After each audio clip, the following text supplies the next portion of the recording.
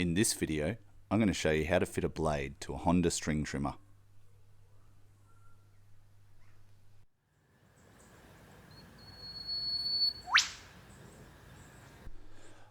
I recently bought a larger string trimmer for trimming my vetiver hedge. I've got a lot of vetiver hedges on the property and I've talked about the benefits of those in another video, but I found it was taking me a lot of time to cut them either by hand or with my smaller string trimmer. With my smaller string trimmer, it's a Honda UMK 425. It's a 25cc string trimmer and I was using just string.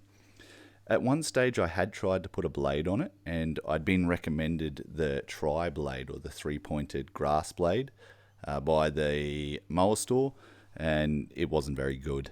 It did a horrible job. It kind of just mashed it up and left thread bits everywhere and it got turned into a tangled mess. And the job was not clean at all. I don't know if that was the blade's fault or perhaps my other string trimmer was a bit underpowered. So now I've bought second-hand a Honda UMK 431, but it's actually got a GX35 motor on it. So it's the equivalent of a Honda UMK 435, a 35cc string trimmer. And today I'm going to fit it with a blade and we'll see if this does a better job. The blade I'm fitting this time around has sort of a circular saw sort of pattern. They call it a brush cutting blade. Now there is one up in terms of aggressiveness from this, that it's actually meant for cutting down trees, but this one's meant for thin saplings and bush, kind of like what vetiver is, so I'm hoping this will do a good job. The mower store again tried to point me in the direction of that tri-blade, but I've already got one. If the circular saw does, or if the brush cutter style blade doesn't work, I can always go back to that. I was recommended the brush cutter blade by someone on Facebook. I put out the request for information and I asked the commercial guys what do they use for clearing, and they recommended something along those lines. So hopefully it does the job. For fitting the blade, you'll of course need a blade, but you'll also need the nut cover, the nut, what they call the holder, which sits up against the blade, a deflector. Now you can't just use you can just use the normal deflector, but it's a little bit dangerous because you're using a solid blade. If you hit a rock, it can come off with quite a pace, and the normal deflector is quite thin and it's got that blade there, so it's quite likely to be damaged if you do use that. So there's a thicker deflector they sell. It's thicker, more rigid, and gives you more protection when using a blade. It's what you're supposed to use, so I suggest using that deflector. I've got one here, I just bought it off eBay. You'll need an Allen key or small screwdriver for putting down the head, and that'll stop the head from spinning. And you'll need the tool that comes with your string trimmer, or they're usually a Torx bit for removing the deflector. As you can see, the holder, the nut cover, and the nut all go on to hold the blade in place. None of those parts are needed when you're using a normal string head. And there you can see the thicker deflector fitted in place of the thinner one that has the cutting blade for your string. Start by removing the head.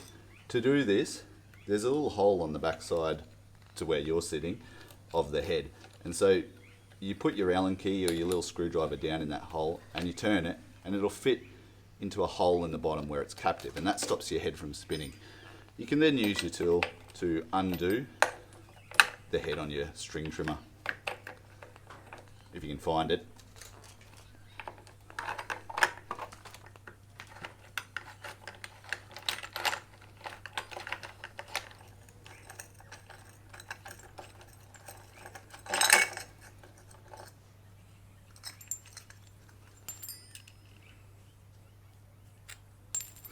You can see this setup's a little bit unusual. This head came with it when I bought it. It's one of the ones you push the string into and then you pull them out from the center when you're done. It worked fine, it's okay. It's not the style of head I'd use. I use a speed feed if I use string. But yeah, interesting setup. So to change the deflector, just use the Torx head. If you don't have the right one, like it appears I don't. So on the older model, they're actually an Allen key. So I'll just go grab my Allen keys. Doesn't by chance fit this one, does it? Wouldn't that be nice? Nah, I think it's smaller. Oh, oh. Is that the right size? Ah, would you look at that? What luck. They're just a bit dirty, as you can imagine. I'm going to give these a clean out so I can get them out a bit easier. So I just used a pin to get most of the rubbish out of there. What am I doing? Just used a pin to get most of the rubbish out of there. And we should now be in business, I believe. Certainly working.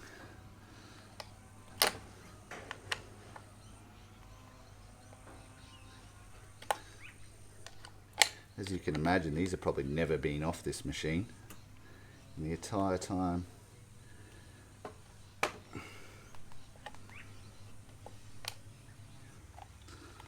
I'll be sure to give these a clean up before I put it all back together.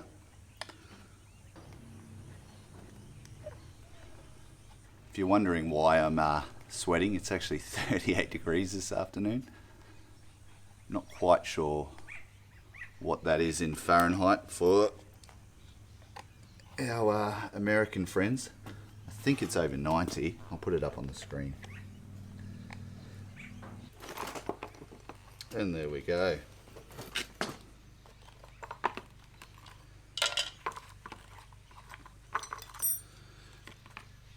This one had 2 spaces in there. Now I'm not entirely sure they're necessary, so we might not put those back on with the new guard.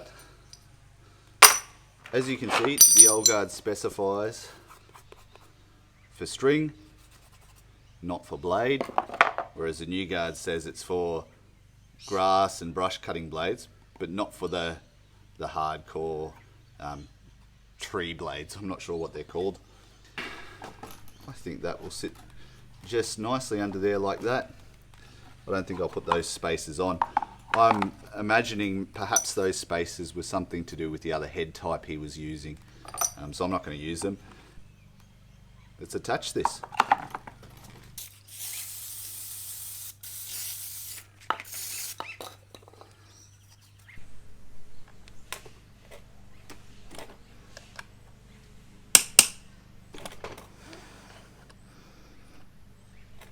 Alright, so that's on.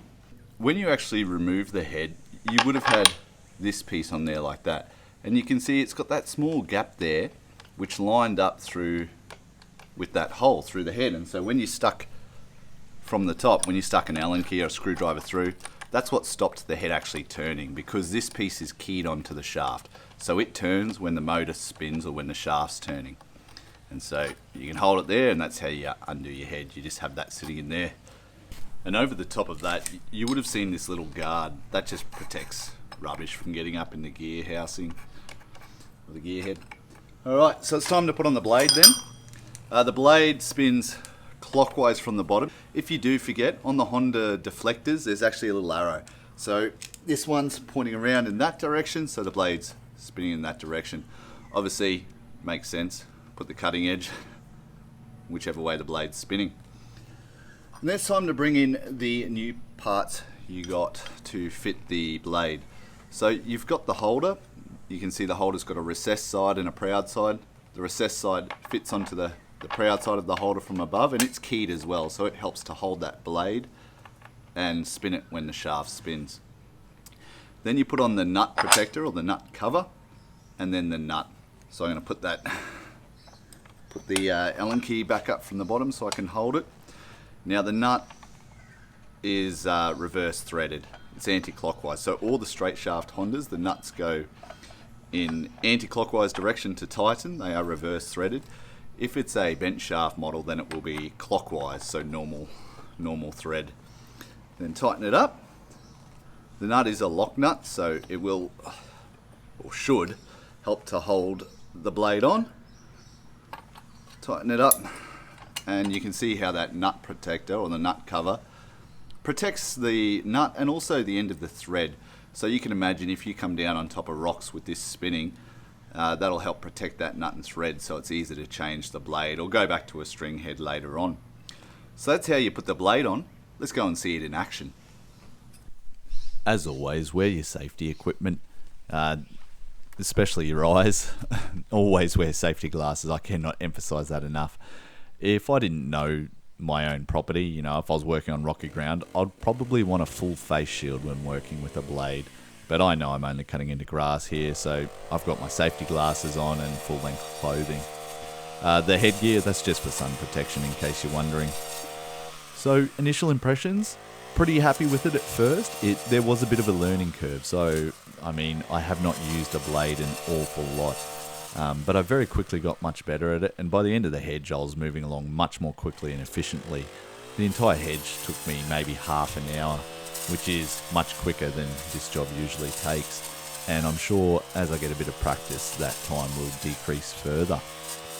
It's so great when I cut down the vetiver hedge. I get so much mulch from all my fruit trees, so it's certainly something I'm going to look forward to a little bit more now that it's an easier job to accomplish. So yeah, this blade's the one to go for if you're cutting down vetiver, at least in my small amount of experience. I'm sure there's something better out there. So if you've worked with a lot of vetiver and you've done this before, let me know, what kind of blade do you use? What do you find to be the best? I hope you found this video useful. Thanks for watching.